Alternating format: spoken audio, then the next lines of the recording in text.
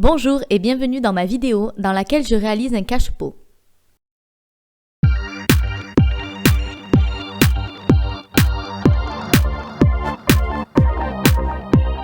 Pour le réaliser, j'ai utilisé une machine à coudre, de la toile de jute, de la toile imperméable, du fil, une paire de ciseaux et des pinces de couture. Je commence par prendre le pot de plante et son cache-pot en faïence pour lequel je souhaite réaliser un cache-pot en toile de jute. Puis, je retire le pot qui contient la plante et je garde le cache-pot en faïence. Je vais me servir de lui pour prendre les mesures dont j'ai besoin. Je mesure la hauteur, ici environ 13 cm. Ensuite, je mesure le diamètre en partant des bords extérieurs, ici 14 cm. Je passe ensuite au calcul. Pour la toile de jute et la toile imperméable, je vais avoir besoin de deux cercles identiques pour les deux tissus.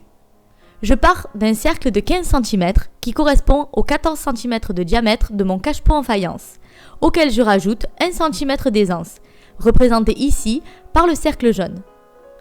Cercle auquel j'ajoute 1 cm tout autour, obtenant ainsi un cercle de diamètre de 17 cm représenté en rose.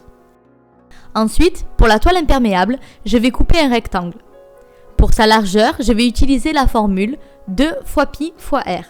Donc 2 fois 3,14 fois 7,5. 7,5 est le rayon de mon cercle du diamètre 15 cm, qui était le cercle jaune vu précédemment.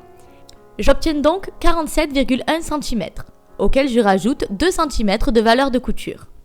La largeur de mon rectangle est donc de 49,1 cm.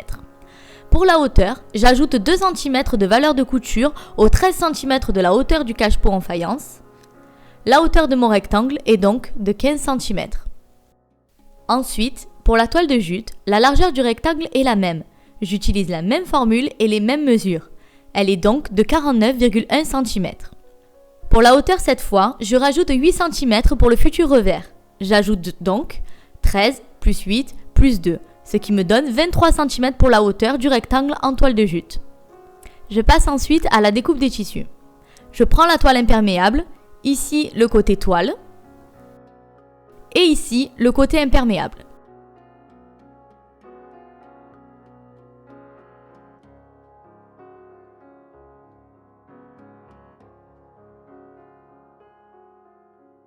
Je découpe donc un cercle de 17 cm de diamètre et un rectangle de 49,1 par 15 cm. Je prends ensuite la toile de jute. Dans laquelle je découpe un cercle de 17 cm de diamètre et un rectangle de 49,1 par 23 cm. Voici donc ce que j'obtiens. Je prends ensuite un premier rectangle de tissu que je plie en deux comme ceci. Si j'avais eu un tissu imprimé, je l'aurais plié endroit contre endroit. Puis, je maintiens avec des pinces de couture.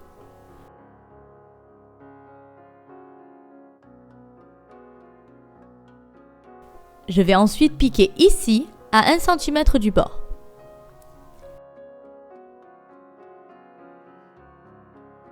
Je prends ensuite la toile imperméable. Ici le côté toile, ici le côté imperméable, que je considère comme mon endroit. Je plie le rectangle comme ceci, endroit contre endroit. Et à nouveau, je maintiens avec des pinces de couture. Puis, je vais piquer ici à 1 cm du bord.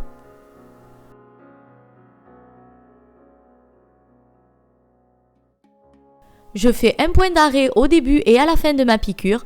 Je retire au fur et à mesure les pinces de couture.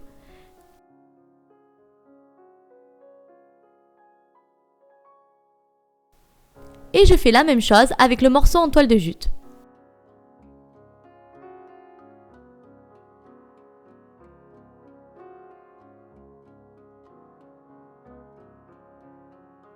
Voici ce que ça donne.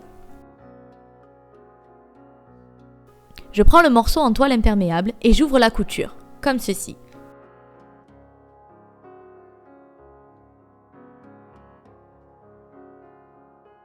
Puis, je fais la même chose pour le morceau en toile de jute.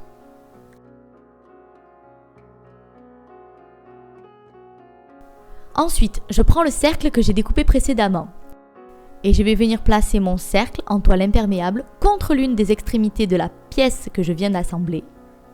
Côté imperméable contre côté imperméable.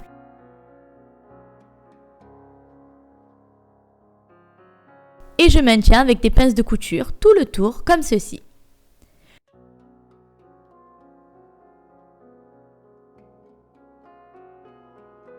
Je vais venir piquer ici à 1 cm du bord. Mais avant, je fais exactement la même chose avec les deux morceaux en toile de jute.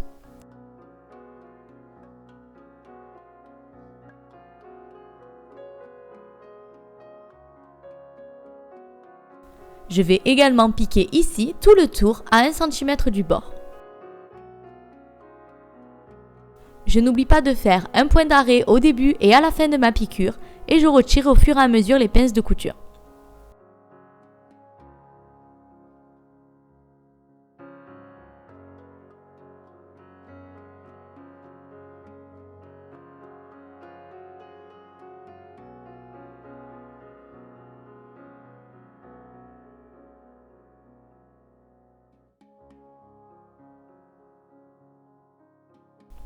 Voici ce que j'obtiens une fois les deux parties de chaque tissu assemblées.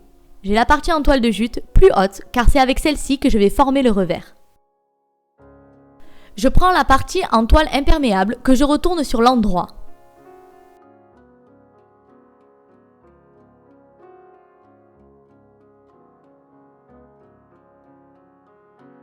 Puis, je glisse la partie imperméable dans la partie en toile de jute. Les tissus des deux parties se retrouvent endroit contre endroit. Je fais se superposer les coutures comme ceci.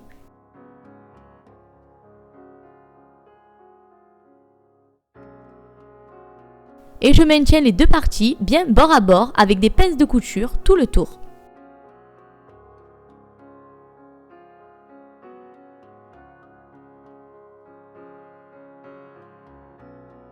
Je vais venir assembler ici au point droit à la machine à coudre à 1 cm du bord. Et je laisserai une ouverture de quelques centimètres pour pouvoir ensuite retourner mon ouvrage. J'utilise le bras libre de ma machine à coudre pour faciliter la piqûre. Je n'oublie pas le point d'arrêt au début et à la fin de ma piqûre et je retire au fur et à mesure les pinces de couture.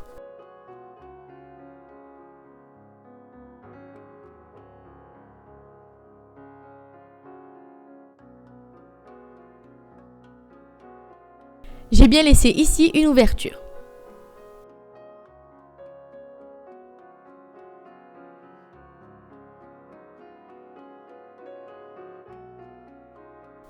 Grâce à l'ouverture, je retourne mon cache-pot sur l'endroit.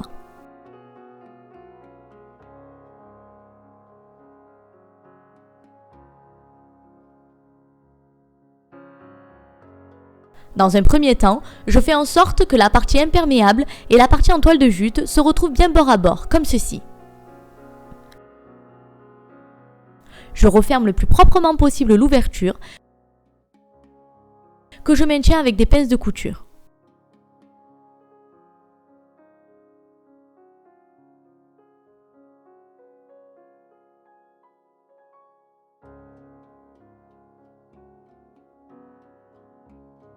Je vais venir piquer ici, à quelques millimètres du bord, juste pour refermer l'ouverture.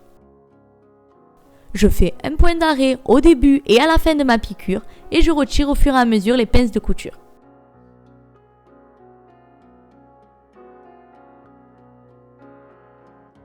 Voici ce que ça donne.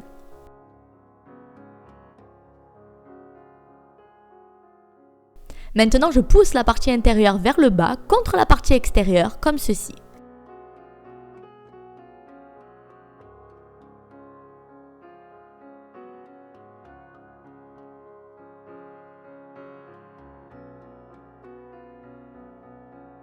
Voici ce que ça donne.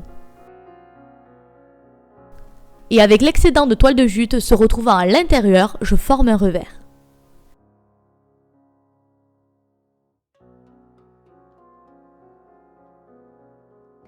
Et voilà, mon cache-pot est maintenant terminé. J'aime beaucoup et je le trouve très sympa en déco, car bien que l'intérieur soit en toile imperméable, l'eau passe à travers les coutures.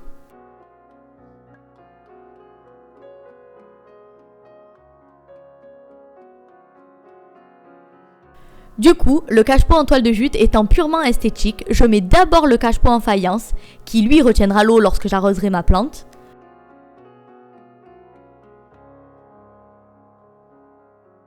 Puis, je remets le pot avec ma plante.